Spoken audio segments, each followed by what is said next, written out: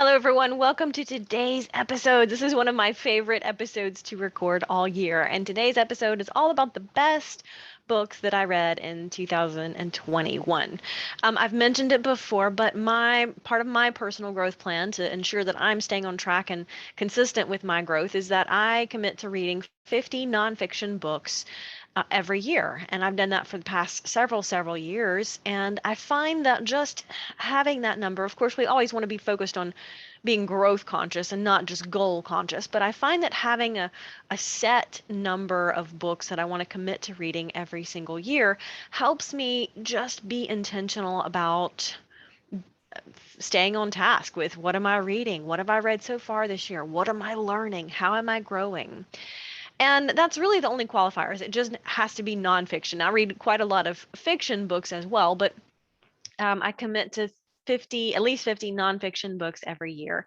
And these could be biographies, they're personal growth books. It's a huge variety because my interests are varied and I'm always learning. And I find that I can learn something from just about any good nonfiction book, whether it's a biography or a memoir of somebody who's overcome something, some story. I let it read a lot of history, a lot of examples like that, and of course the self leadership or the personal growth as well as leadership of others. So a huge variety there, and I find that it really broadens my mindset, my thinking. So when I think of that for some people that's a big number, and I realize that. And I'm not trying to tell you that you should commit to reading 50 nonfiction books every year. That's just where I find my number to be in terms of my personal growth and development.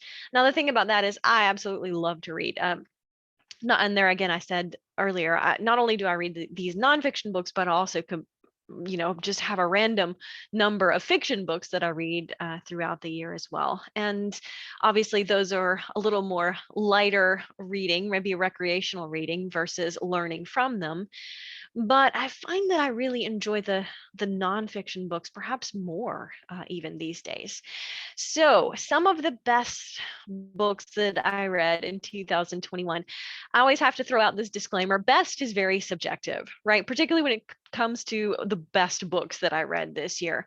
Best could mean different things to different people, but when I say the best books I read this year, I mean either best in terms of inspiring me or influencing me, helping me grow in my personal development, or perhaps changing the way I perceive something, right? Changing my mindset or my level of awareness relative to myself or how the world works. And so, a little bit of qualifier, some of that best definition obviously is just where I'm at in my journey that year. So if I were to go back and read one of these books in future years, it might resonate with me at a different level because of where I was in my journey. Right. So that is a little bit subjective. It's kind of like you read the Bible one time and then you go back through a different season of your life and you read it again and you're like, wow, this is just so much. I see this so much differently. Or perhaps it has more meaning for me in this season of my life than it did when you first read it. And so it's a little bit like that. So there again, best could be very subjective, and there is no relative scale when it comes to best. It really just is, where am I at in my journey and how is this resonating with me? So the first book I wanted to talk about in this podcast is The Five Levels of Attachment, Don Miguel Ruiz Jr. And I've mentioned this book on a podcast before because it really, really was powerful in terms of helping me articulate or helping me speak to how we as people form some sense of our identity around external things or roles that we see ourselves in life.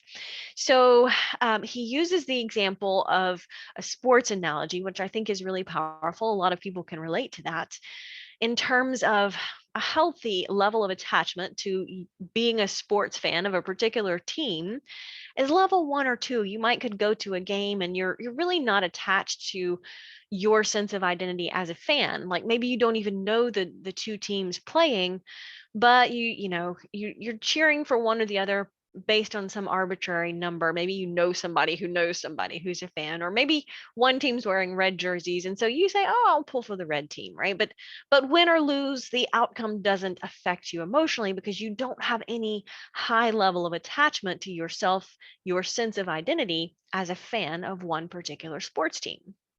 So that's all well and good, but he talks about level 3, eh, a level of attachment, it starts to change a little bit, right? At level 3 level of attachment, I call myself a football fan of a specific football team, right? And so maybe I wear the shirts and the jerseys or the hats, or I collect memorabilia, like to go to the games. And when that team loses, man, it just really affects me emotionally at some level because I have a higher level of attachment to my sense of identity as a sports fan for that particular football team. And then level 4 and 5 even take that to a more extreme level, right? Level 4 and 5, level of attachment to my sense of identity as a sports fan, is an unhealthy level of attachment because at this level, my sense of identity is so wrapped up in this sense of identity as a sports fan that when the team loses, like, man, I don't just have a bad day. I have like a bad weekend. I am mad on Monday morning because my team lost, or I get frustrated at the outcome of the game because the referee made a bad call on us. So you start to see how when I adopt that or create my sense of identity around a sports fan of a particular football team, then the outcome can start to affect my life in a very unhealthy and negative way because I don't really have any control over whether the football team wins or loses, right? But I absolutely have control of how I respond to that. And when I create an unhealthy level of attachment, then I start to choose to respond to the outcome of that football game in a very negative way. And maybe that affects my relationships, my family, that can just ooze out into different facets of our life. So we kind of understand that from a sports attachment analogy. But if you apply that same concept to a sense of identity as a religious belief or religious identity, or a lifestyle choice, such as being vegan or something like that. So someone asked me the other day if I was vegan, and I said no. I try to make sure that I eat most of the foods I eat as a whole food, plant-based lifestyle, but I don't like the label of being vegan because I don't want to wrap some sense of my identity and be attached to that label, that lifestyle choice, or what that might mean. Because at the end of the day, I'm still going to have a bowl of ice cream at some point, and I don't want to create an identity as a vegan and then I would start to self-criticize or self-judge if I want that bowl of ice cream occasionally. So that's the reason I think it's healthy to look at our different roles that we create for ourselves, and the sense of identity that we create, and how attached are we to different facets of that. For example, you might choose a healthy or an unhealthy level of attachment to your role in your career. And then if you have an unhealthy level of attachment when you retire, suddenly your life is meaningless. Or you might have an unhealthy attachment to a relationship and your role in that relationship, but then the relationship breaks up. And so now you found that your center inside yourself is just completely lost, right? So you see how this could play out in so many different levels and different ways in our lives. So it really was an insightful book. I highly recommend it for that perspective of self-awareness and self levels of attachment. Okay, so the next book that I really enjoyed this year, or one of the ones that I would say is the best, How Not to Die by Michael Greger, Dr. Michael Greger. The interesting thing about this book was the title fascinated me because how not to die. You would think that was a subject that all of us would be interested in, right? If we are human, we are at some level interested in how not to die. So it was interesting that he titled a book that, but the book was really all about how not to die from specific diseases based on lifestyle choices. So, for example, he talked about the power of nutrition and flax seeds, ground flax seeds, and how ground flax seeds, like 1 teaspoon a day, could help you fight different so many different types of cancers. So just by being proactive and saying, I'm going to have 1 teaspoon of ground flax seeds a day, helps increase your nutrition and boost your nutrition to the point that you minimize or almost eliminate your risk to so many different types of cancer. And he goes through that with a lot of different things, like how not to die from breast cancer. And then he talks about the foods that you should avoid and the foods that you could include in your diet to minimize your risk. And he talks about how not to die from heart disease, how not to die from diabetes. So it really helped me understand the direct correlation between eating and what we eat and how that minimizes or maximizes our risk from certain lifestyle diseases. And so it definitely made me be more just intentional. I've tried to eat the majority of foods that I eat as healthy, whole foods, mostly plant-based. But it really raised my level of awareness and intentionality to a new level when I saw that direct correlation between include this, and here's why. Don't include this, and here's why. So it was an interesting book from that perspective. It did get a little redundant toward the end because you're at some point, the same foods and food groups start to show up. The ones that you probably already know are healthy for you and are pretty much going to help minimize your risks for certain lifestyle diseases, and they might show up multiple times in the book. But that was just, probably because I sit down and I read books like that in 1 or 2 settings. And so it did kind of just start to become a little redundant toward the end. But that's just me. And there again, seeing the same food groups over and over for the same reasons, but different lifestyle diseases. But overall, very, very powerful book. Dr. Greger later, after he wrote the book, came up with the concept of the daily dozen, foods that you could include every single day that would help minimize your risk for so many lifestyle diseases. And he has a free app that you can download. I'm sure it's for Android, but I know it's for iPhone as well, that you can find in the App Store, called the Daily Dozen. And it's just a cool app because it lets you just go through really simple. And so, for example, he recommends 3 servings of fruit every day. And so it has 3 little boxes. And so as you go through the day, you can check off, yep, I've had 1 fruit, I've had 2 fruits, I've had 3 fruits, and then it'll cross it out for you. So it's a very visual, very simple dashboard that really helps you eat intentionally and healthfully without having to put a whole lot of thought into it. So I'm a big fan of don't reinvent the wheel if you're already in driving a cart down the road, right? There's no need. Third book that I really wanted to just touch on in this list, excuse me, I read Matthew McConaughey's book Green Lights, and it was surprisingly in depth in terms of introspective and his growth journey, and it surprised me a little bit. It was a good, easy read. I learned a lot, certainly about his journey and growth over the years and perspective on things. It's written in a very frank style. So as he talks is how you're going to read it in the book, including a couple of words of profanity, which I don't particularly like or enjoy, but I appreciate just the authenticity, I think, of acknowledging that on the front end.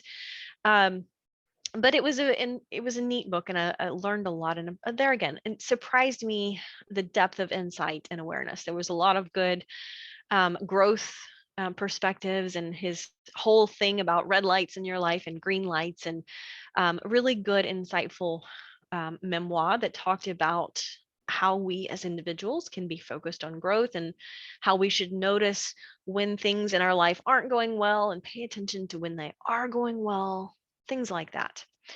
I really enjoyed my friend Sarah Claudia's book, Unseen Steps.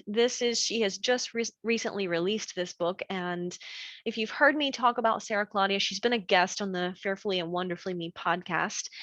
And, her story just touches me in so many ways. She inspires me. And so it was neat to get to see, to read her book of her story, of her journey from actually being a college student and then going through a surgery with complications that nobody could have expected, and then just waking up being completely blind and deaf in one ear. And so, sometimes that's a hard thing, to read somebody's story of a tragedy in their life.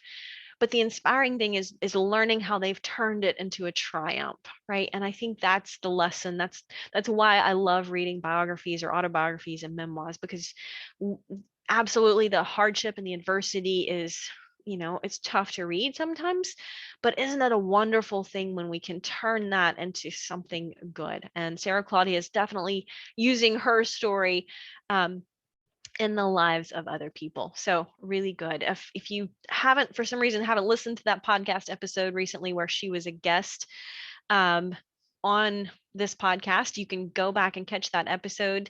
That was released on November 23rd, so it hasn't been that long. So certainly go back and catch that if you want to learn more about Sarah Claudia and where to find her book.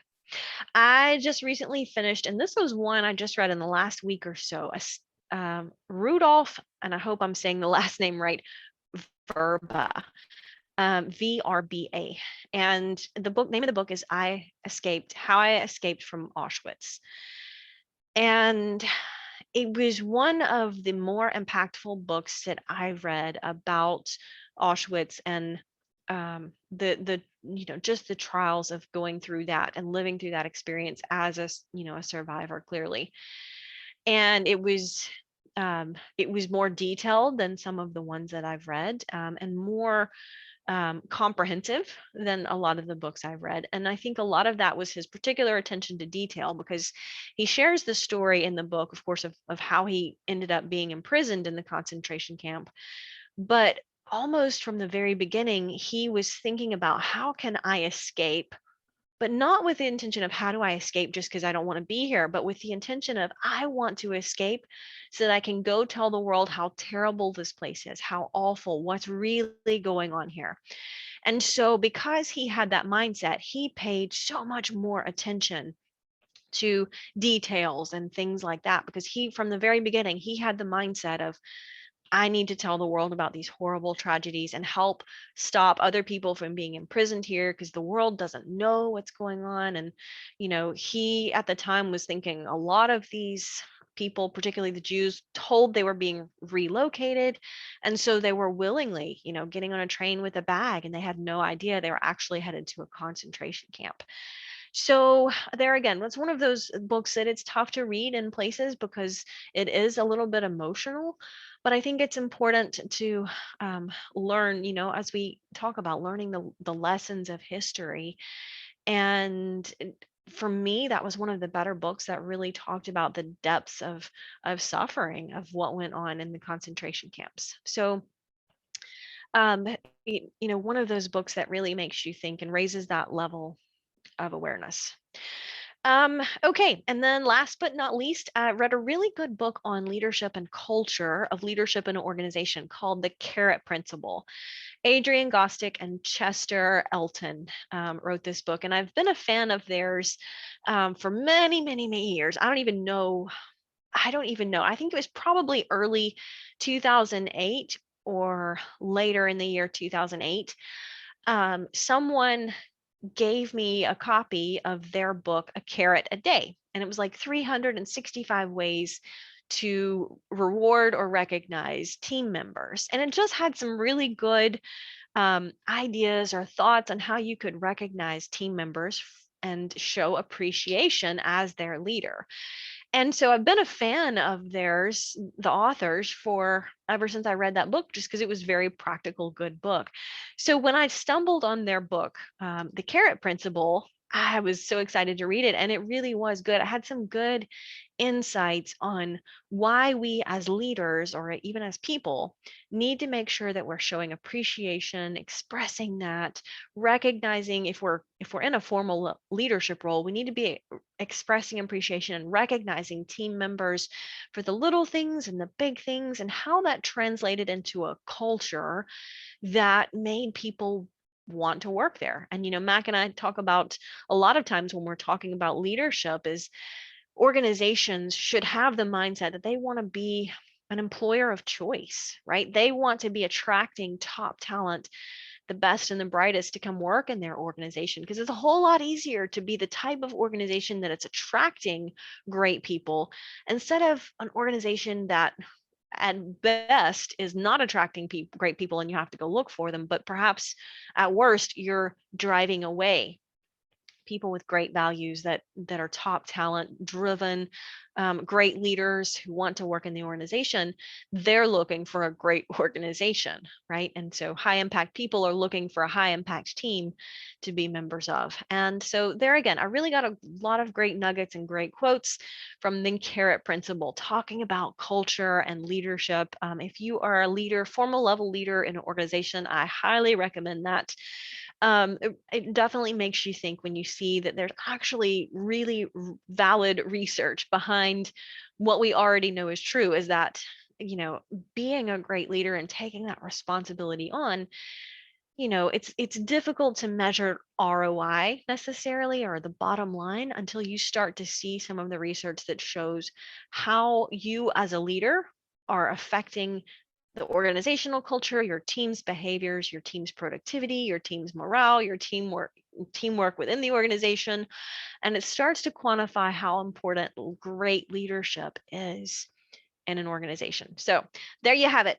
My top best quote unquote books for 2021. I have already started compiling my list of books that I want to read for 2022. So that will be coming, of course, next year. So really excited to just learn. It's interesting, when I first started just writing down the names of the books that I read, I realized that number one, I started being more intentional about the books I read, and choosing what would go on the list, in a little more higher level of intention. But I also find that I retain the lessons better because, when I finish a book and I stop and I put it on my list, I stop to think about, what did I really learn from this book? Why did it interest me? Why would I talk about it on a podcast, at the end of the year? What would make it interesting to somebody else? If I was describing it to them. And so I find that I retain what I'm reading at a much higher level. And so that's always exciting, because the whole point of learning and growing to begin with is to actually retain it and then do something with it. Because if you don't do anything with what you're learning, then you might as well not be learning, right? Until next time.